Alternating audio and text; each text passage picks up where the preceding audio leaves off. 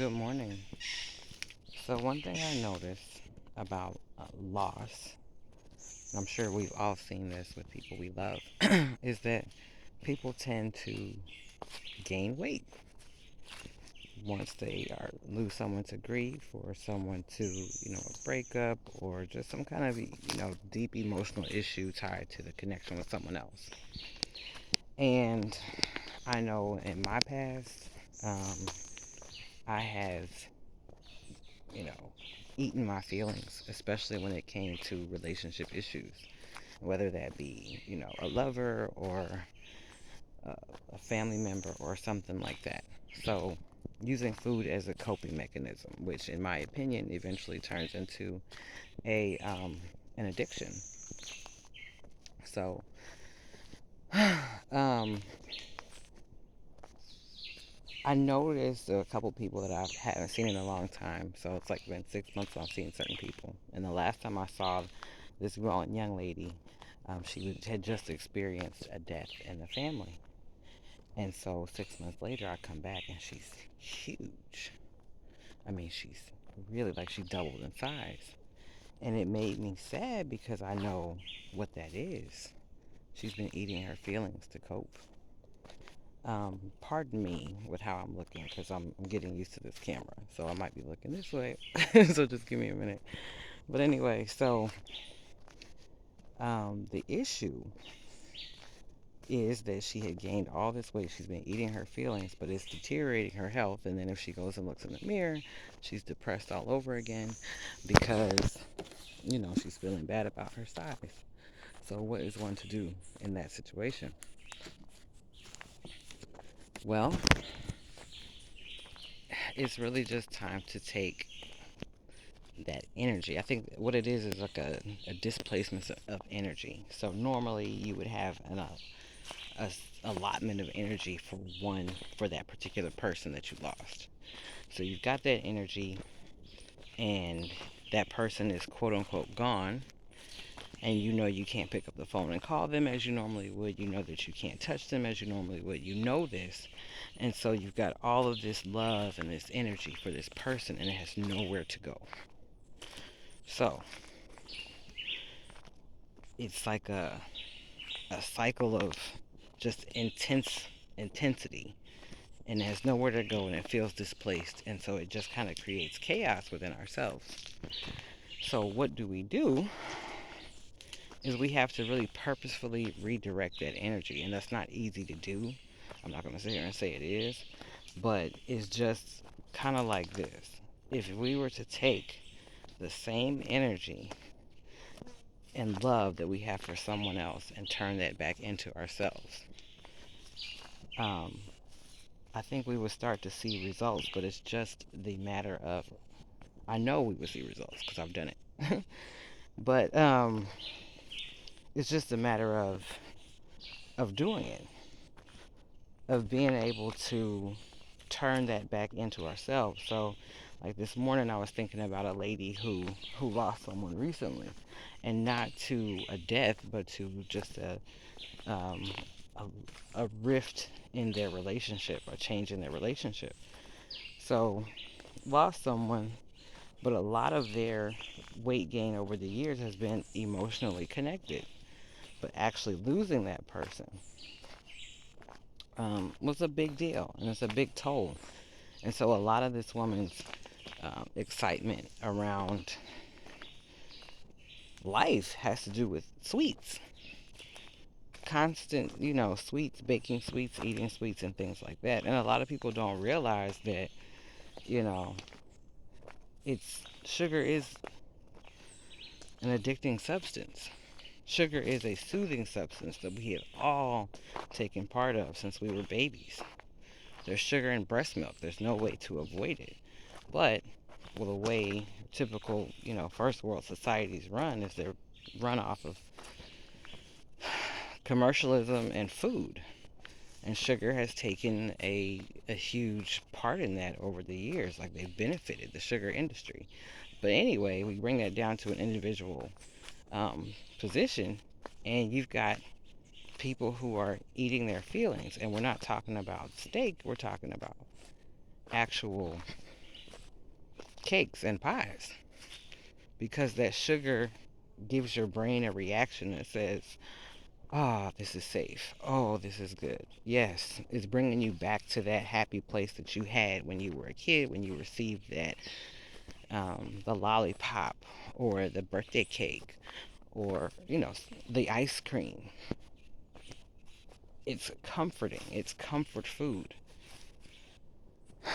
But during moments of huge loss and moments of concern, we will turn to that. And what we have to do is figure out how to redirect that, how to turn off that I want sugar, I want sweets, how to turn it off. So there's multiple ways to approach it. Um, because that energy of the loss that you have inside of you is just kind of chaotic and not really knowing where to go, and your body says, hey, we need something to calm us down, sugar. Because that's happening, what we have to do is stop that. So when you get that urge for that cake and urge for that pie, and the ice cream and the cookies, write. Write about why you want it. Write about how good it tastes. Or write about that. Get deep down into your true feelings of what's going on. And write about what it is that you're missing at that moment. It doesn't have to be anything profound, but it could be something like their voice. It could be um, the absence of the reality that you thought you had. I think that's the biggest issue with breakups, is that a lot of times once we're out of the breakup, or we start to see things in hindsight and see things, for what they really are and not our rose-colored glasses. And so with that, you have a loss of your own reality, the reality that you believed to be true. And waking up to a different reality is a mourning in itself. So, with breakups, with grief, with loss, with disconnections from loved ones, we have to move that energy, because that chaotic energy that's looking for that place to land, when it has nowhere to land, it has to flow somewhere. It has to be directed. So, for me personally, I didn't experience a breakup or a death in the family, but I experienced a shift. I'm still experiencing a shift in a very, very, very deep and personal relationship. And uh, it, I could be sad, but I did have my moment of sadness. I had my sadness for about 2 days. 2 days of sadness. And so today, I could have the means to sit up and eat everything I want to. But I'm not going to. What I'm doing right now is just walking to move that energy. Hiking, actually. Not walking, but hiking. You see this environment. So it's not just a swift walk on the trail. This is a trail where you see me looking down all the time. It's because I'm trying to make sure I'm stepping on the right rocks. Um, and I started doing this because I do have the fat gene. I do have the desire for cakes and pies and ice cream all the time. But as a person who has lost and gained weight repeatedly, over and over and over, I know my body at this point, and I'm willing to accept those hard truths of, hey, you know, you're no spring chicken. Weight does not, having weight on your body does not help you, and it causes more harm, because at the end of it all, I'm even more frustrated and sad and anxious and depressed, because I'm thinking about how I don't like my appearance. I'm thinking about how painful it is to not be able to wear what I want to wear. Feeling self-conscious and feeling very icky. Just not feeling myself. I think naturally I'm a person who just walks around feeling sexy. But when I don't, it takes a toll on me. So if my, you know, lack of movement and constantly, eating things that are not helpful to my body is going to be a contributor, then I have to stop. I have to write. I have to write about what it is that I like, um, what I'm feeling, whatever, issues giving me anxiety and causing me pain. I have to write it out, but I also have to walk it out.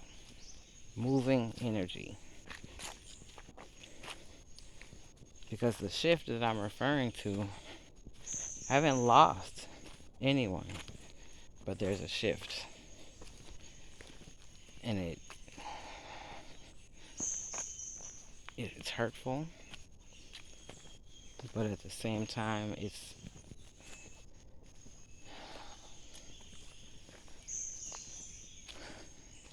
what is needed for right now. And I know that I'm making someone happy. So that gives me peace. But ultimately, that alone would give me about 10 pounds in about 3 weeks. Maybe 2. So, I wish I had, this presence of mind 20 years ago. Because within the past 20 years, I've like yo-yoed in diet. And it's always associated with some kind of like emotional issue. And I'm just tired of that. I'm tired of certain things continuing to be a problem for me. It's just irritating. I don't like repetition. Ooh, see? Paying attention. I don't like repetition. Especially of things that don't feel good. I like new and good, new and positive, new and happy. Or a new climb to a better situation.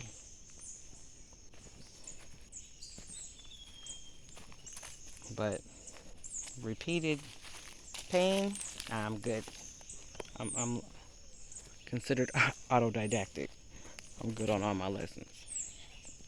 So anyway, um,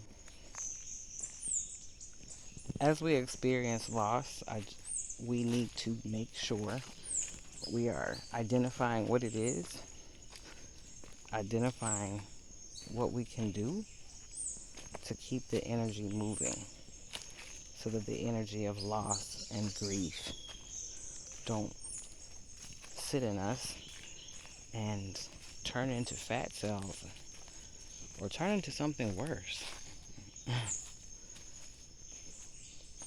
Because a lot of times, broken hearts can turn into actual broken hearts. And feeding your body things that are not beneficial to your heart will kill you. So, we all know this. We've done our health classes over the years.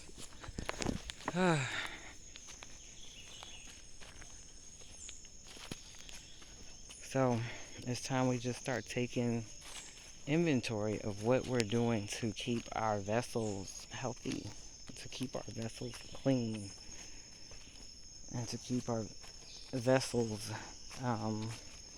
ripe and ready to be the antennas that they are. At this point in time, we all know too much to keep repeating the same bad consummation cycles. So, why are we consuming things that we know are awful? I could see like one night, a cheat meal, maybe a day if you're on vacation, but just constantly consuming all these things that are going to put you on the um, diabetes alarm for your doctor. You know, I've had that happen to me twice, where they considered me pre-diabetic, and it was just because of what I was eating. Not any kind of physical issue with me. It was just bad eating. It has to stop. High blood pressure. Sometimes it's stress related, sometimes it's diet related, sometimes it's lack of physical activity related. So, here we are. And again, with the stress and anxiety, a lot of times that's just energy that needs to be moved. The writing, the walking, the running. I know a lot of people who do not work out for weight loss. They only work out for their mind. And I feel that. And here I am, hiking with you.